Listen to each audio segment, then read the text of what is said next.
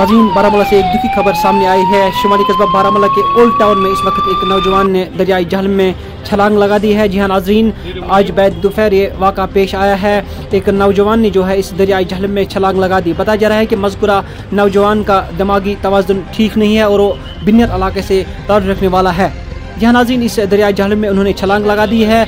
आपको बता दूं कि पुलिस और SDRF की टीमें जो है वो जाए वारदात पर पहुँचे और इस वक्त वो है रेस्क्यू ऑपरेशन शुरू किया गया है और मज़कूरा नौजवान की तलाश जो है वो बड़े पैमाने पर जारी है।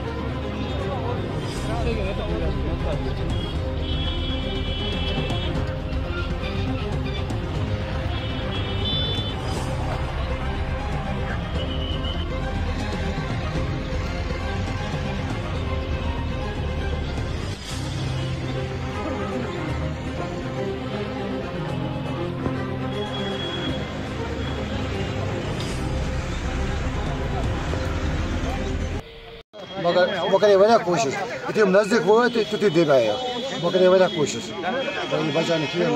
हम थोड़ा ऊपर थे, हम अड्डे में थे तो हमने उतरी, एक बंदे ने फ़ोन किया तो हम इधर आ गए। कहा फलानी बंदा था, तो इसका नाम फिरोज अहमद भट्ट था, वो बाप का नाम था हाजी मोहम्मद अकबर भट्ट।